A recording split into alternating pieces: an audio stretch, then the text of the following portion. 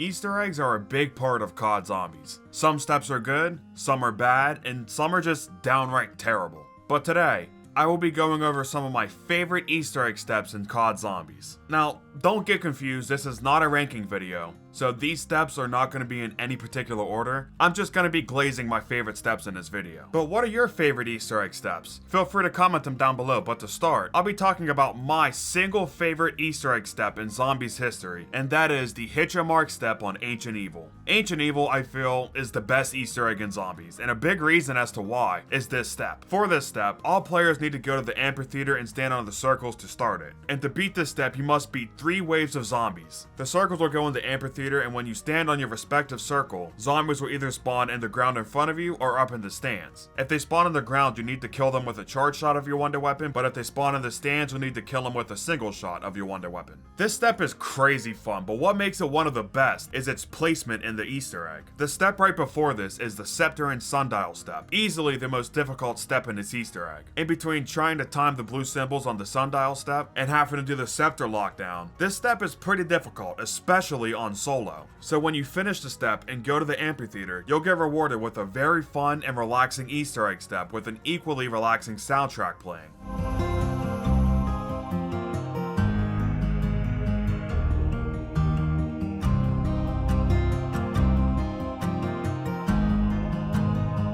And one last thing I forgot to mention. If you suck at this step and keep failing it, eventually you'll be low on ammo in your gauntlet. Thankfully, Treyarch thought about this and made it to where when you're doing this step, they will give you 10 ammo every time you need to kill zombies, so you'll never run out of ammo on this step. Also, when you finally beat it, you'll be rewarded with a max ammo. This step is one of the best in Zombies, and I think you all would agree with me on this. But I don't know if you'll agree with my next pick, which is the Sharpshooter Step on Buried. Now, before I even begin with this step, I should just preface this with saying that I've never done this step with 4 players. I've only done this Easter egg on solo or with 2 players on Plutonium, so maybe it's just because I don't have terrible teammates to worry about, but I think this step is a lot of fun. You do all the steps in Buried's Easter egg, and to finish it off, the game puts your aim to the test. To beat the Sharpshooter Step, at least in a 4-player game, you need to have everyone in your game hit every target in their respective areas. One player needs to hit 20 targets near the fountain, another needs to hit 23 targets right in front of the witch's house, a third player needs to hit 19 targets inside the saloon, and the last player needs to hit 22 targets around Juggernog. Now, like I said, if you have a teammate that can't aim, then this would probably be an infuriating step. But if you have good teammates, or even if you do this step on solo with a mod, it is so much fun to listen to that banger soundtrack play while shooting the targets.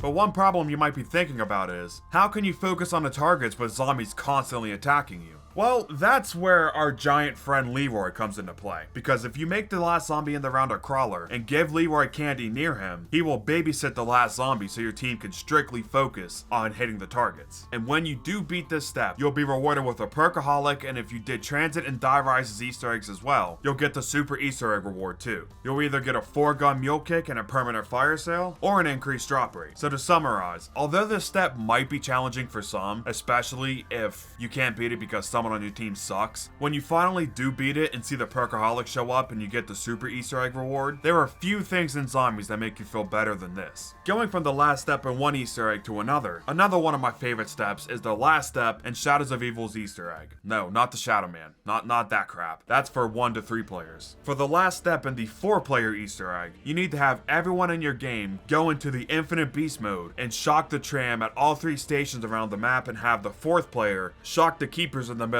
after he gets hit by the tram. This is a fantastic step, genuinely one of the funnest to do, and unlike the Sharpshooter Step, this step doesn't really require you to have skill. Like, sure, infinite Margos will spawn, but it's pretty easy to move around them. The main thing you need to worry about in this step is actually staying in beast mode, because even though I said it's technically infinite, for it to be infinite, you'll need to occasionally cleanse yourself with the white wisps around the map. With that being said though, it's not really a big deal. And the cherry on top, you get to listen to this absolute banger of a song. I don't know if you guys can tell by now, but the songs that play during the step actually do influence my opinion of the step.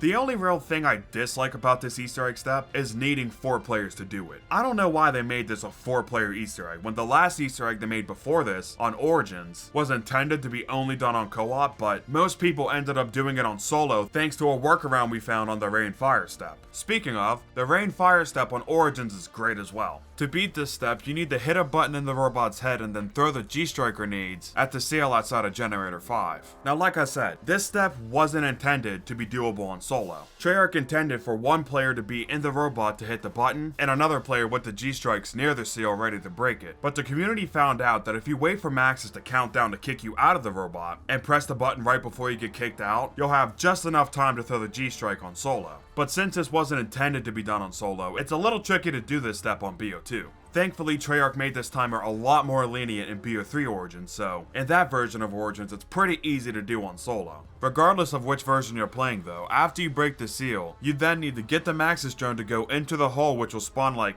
10 panzers or something. It's insane. And this step is so much fun. When all the panzers spawn in, it's pretty intense on BO2. On BO3, they reduced the Panzer's health on this step, so it's easier, but it's still pretty fun to fight all these Panzers. Like I said, it's a ton of fun to fight a bunch of boss enemies at once, so it should be no surprise that another step I love is the Zeus challenge on 9. For those who don't know, for 9's Easter egg, you need to appease the 4 gods, Danu, Ra, Zeus, and Odin. The third god, Zeus, had a really fun challenge where unlimited boss enemies would spawn for a certain amount of time. After you do a few steps, you can interact with the white wisps in the challenge podium, which will start a lockdown where infinite boss enemies spawn. Like, I thought 10 Panzers was a lot of enemies to deal with at once back in the day, but it's got nothing on this step. On this step, you need to fight gladiators, brawlers, and tigers, while also worrying about the fire that occasionally rises from the ground. Now this sounds pretty overwhelming, but how Treyarch balanced this step is they give you your specialist weapon, and every time you kill an enemy during this lockdown, your specialist meter will recharge. So you basically have an infinite specialist. This step is just mindless enemy killing at its finest, and I cannot stress enough how much fun it is to do. And I'm sure most of you would agree with me, but would you agree with me if I said that Ra's challenge is also fun to do? In Ra's challenge, you basically need to play a game of Simon Says. The obelisk in Ra's tower will show you 4 symbols, which are all tied to a boss enemy.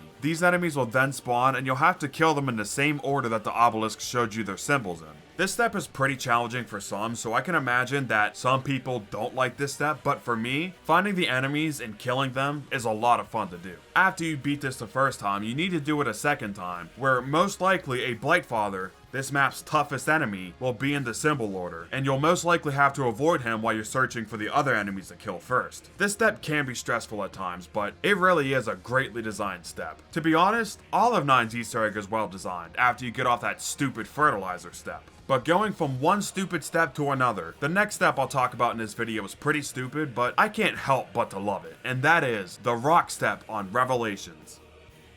Nah, I'm just kidding. But if you fell for that, you gotta drop a like on the video right now. That's the deal. I'm serious. Drop a like. You liked?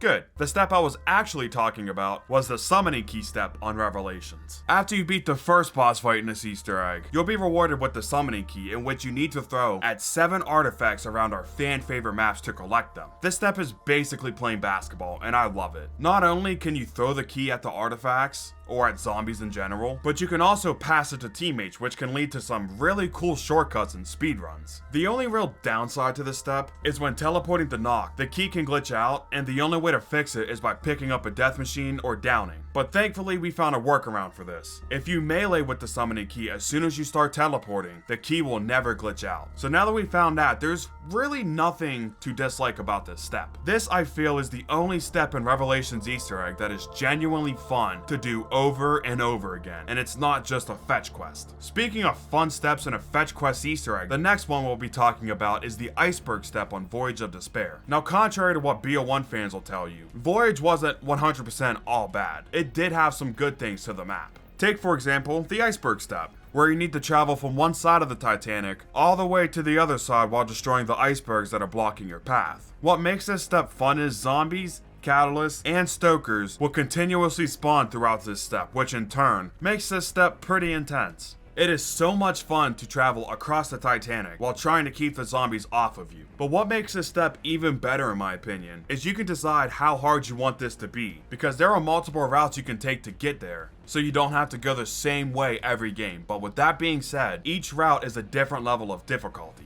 Not only that, but when you get to the aft decks, you can decide if you want to end it early or do it the intended way. To beat this step, you only have to destroy the iceberg at the back of the poop deck. So you can either destroy it from the aft decks, or you can break 3 more icebergs and also have to fight a Blightfather to win. But again, it's completely up to you, and that's what I love about this step. You can do this step pretty much however you want. I don't have a transition for the last 2 steps I'll talk about in this video, so I'll just say they both take place in Alcatraz. The first step is the headphone step on Mob of the Dead, and it's not really an Easter egg step where you have to do anything. You just gotta collect the headphone drops that lead you to the roof and enjoy the story being told. The story being Stanley Ferguson talking about the events of Mob of the Dead. He says that the crew's plan didn't work and Sal, Finn, and Billy killed Al on the roof and were later sentenced to the electric chair. Keep in mind that you're listening to this right before the 3 mobsters fight Al on the Golden Gate Bridge to decide if the cycle will continue or not. Like I said, it's not a step with any challenge or anything, but it is just a very simple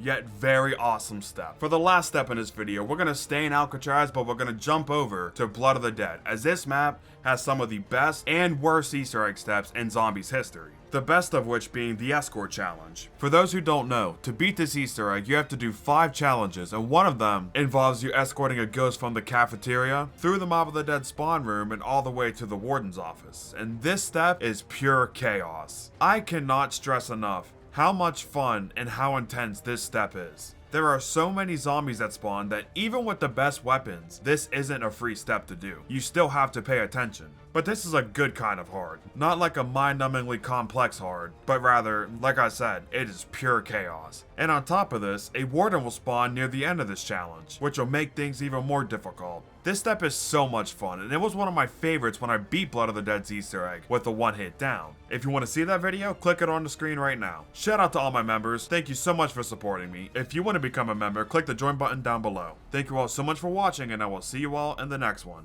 Peace out, everybody.